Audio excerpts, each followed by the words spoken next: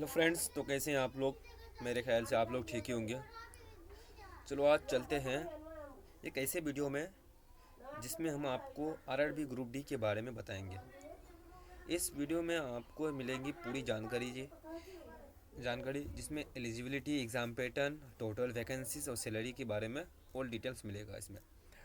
और अगर आप रेलवे में नौकरी का सपना देख रहे हैं तो ये वीडियो को अंत तक देखें। और जो जो बच्चा इस बार नए नए इस एग्ज़ाम में एंट्री लिए हैं तो उसके लिए ये वीडियो बहुत ज़्यादा हेल्पफुल रहेगा। अब चलते हैं इसके हर एक डिटेल पर। इसमें समझते हैं पहले ग्रुप डी होता क्या है। ये रेलवे की लेवल 1 की कैटेगरी की जॉब होती है। इसमें इंडिया की सबसे बड़ी नौकरियों में से एक नौकरी ये है। और इसमें वैकेंसी इस बार 22,195 वैकेंसी है।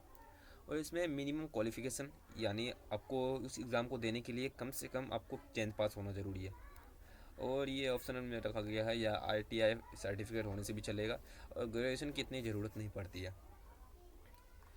इसमें आपका एज लिमिट है 18 से 33 साल जनरल वालों के लिए। ओबीसी और इसमें ओबीसी के लिए 3 साल और एक्स्ट्रा कर दिया है। और एससी और एसटी के लिए 5 साल कर दिया गया। और सब्जेक्ट क्या है इसमें है, सब्जेक्ट आपका 4 सब्जेक्ट है। मैथ है, रीजनिंग है, जनरल साइंस है और जीके करंट अफेयर्स है। इसमें मैथ में आपका जगह 25 क्वेश्चन है, 25 मार्क्स का। हर एक क्वेश्चन 1 मार्क का है। और इसमें ऑब्जेक्टिव क्वेश्चन होता है और सीबीटी में इसका एग्ज़ाम होता है। सीबीटी मतलब कंप्यूटर बेस्ड एग्ज़ाम होता है इसमें। इसमें रीजनिंग में भी 30 क्वेश्चन है, 30 नंबर का है। जनरल साइंस में 25 क्वेश्चन है, 25 नंबर का। और जीके और करंट अफेयर्स में 20 क्वेश्चन है, 20 नंबर का। इसमें मिनिमम क्वालिफाइंग मार्क्स कितना होना चाहिए, इसमें जनरल वालों के लिए 40% होना चाहिए। ओबीसी और एससी वालों के लिए 30% होना चाहिए। और एसटी वालों के लिए 25% होना चाहिए। इसका टाइम मैनेजमेंट क्या होता है कि अगर आपका टाइम मैनेजमेंट सही नहीं है तो फिर इसमें एग्ज़ाम निकालने में मुश्किल होगी आपको। इसमें 90 मिनट का टाइम देता है, 100 क्वेश्चन होता है। इसमें नेगेटिव मार्किंग आपका 1/3 का होता है। इसमें फिजिकल टेस्ट भी होता है, मेल के लिए अलग होता है और फीमेल के लिए अलग होता है। मतलब सेम ही होता है, लेकिन इसमें वेट और रनिंग टाइम में थोड़ा चेंजेस होता है वही। अब मेल में देखते हैं तो मेल में अगर देखा जाए तो 25 kg वेट उठाकर आपको 100 मीटर चलना पड़ता है 2 मिनट में। और 1000 मीटर का रेस 15 सेकेंड में लगाना होता है। 4 मिनट 15 सेकेंड में आपको लगाना पड़ेगा। और फीमेल को कितना है, फीमेल को 20 kg का वेट उठाकर 100 मीटर चलना पड़ता है 2 मिनट में।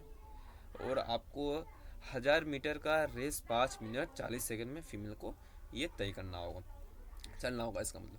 वो उसके बाद आपको देखा जाए तो यहाँ पोस्ट नेम जो है, पोस्ट जो है कई तरह के पोस्ट है इसमें। इसमें ट्रैक मेंटेनर है, हेल्पर है, असिस्टेंट है, पॉइंट्समैन है। अब इसमें देखा जाएगा सैलरी का बात। सैलरी जो है आपका सैलरी और इसमें बेनिफिट देखा जाए तो बेसिक पे आपका दिया 18,000 दिया है। टोटल सैलरी 22,000 से 28,000 दिया है। और इसमें टोटल में क्या क्या आएगा, डीए, एचआरए और फ्री रेलवे पास सबका मिला के इतना सैलरी होता है। और सिलेबस जो है, सिलेबस का ऑल डिटेल हम समझ लेते हैं।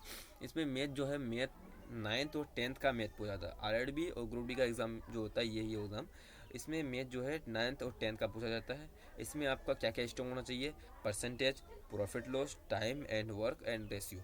तो इसमें जो है इसको आपको प्रैक्टिस करना पड़ेगा तभी हो पाएगा ये क्लियर आपका। और रीजनिंग में आपका series, coding, decoding, blood relation आता है इसमें। और साइंस में क्या आता है, साइंस में आपका 10th लेवल का फिजिक्स, 10th लेवल यहाँ दिया हुआ है लेकिन 9th और 10th दोनों मिला के आता है।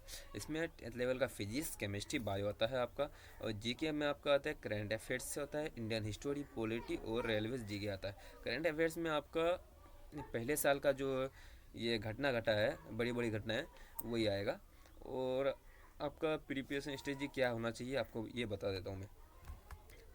रोज़ाना 2 घंटा मैथ पढ़ो, उसके 1 घंटा साइंस। रोज़ करंट अफेयर्स पढ़ना ज़रूरी है। प्रीवियस क्वेश्चन सॉल्व करो।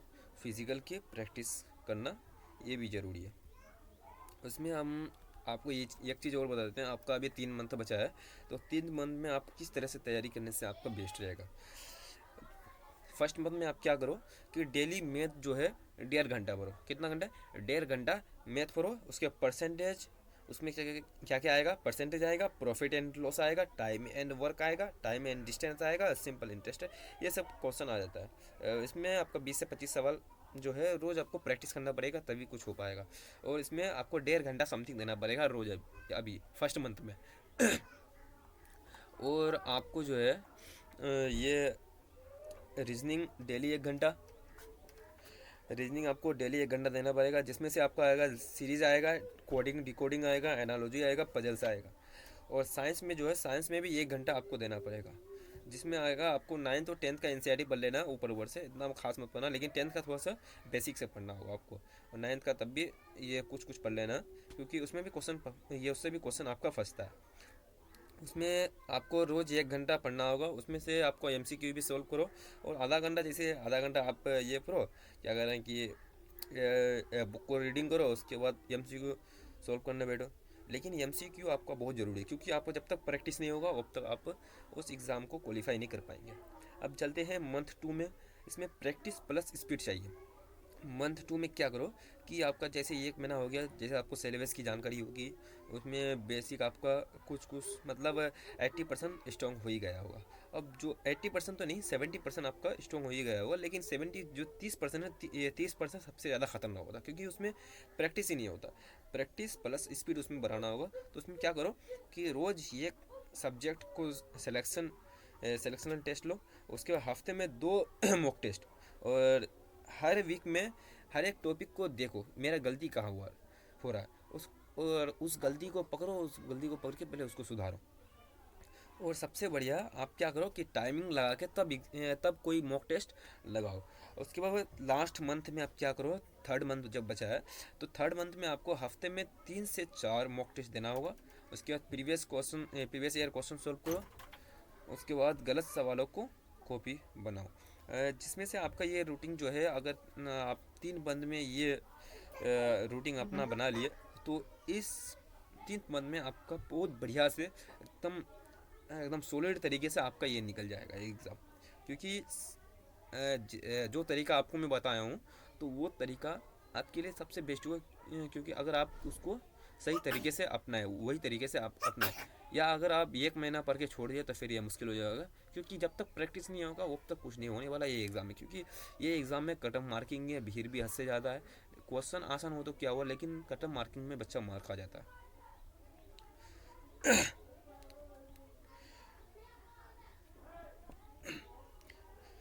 तो दोस्तों, यहीं तक था 3 महीने का पूरा स्ट्रेटजी, और आपको सारा ग्रुप डी के बारे में बता दिया हूँ। तो आप मेहनत करते रहिए। अगर आपको यह वीडियो पसंद आया है तो लाइक करें, ज़रूर सब्सक्राइब करें, अपने दोस्तों तक शेयर करने ना भूलें, और ऐसे ही सरकारी नौकरी की सही जानकारी के लिए चैनल को सब्सक्राइब करना ना भूलें। धन्यवाद, मिलते हैं अगले वीडियो में।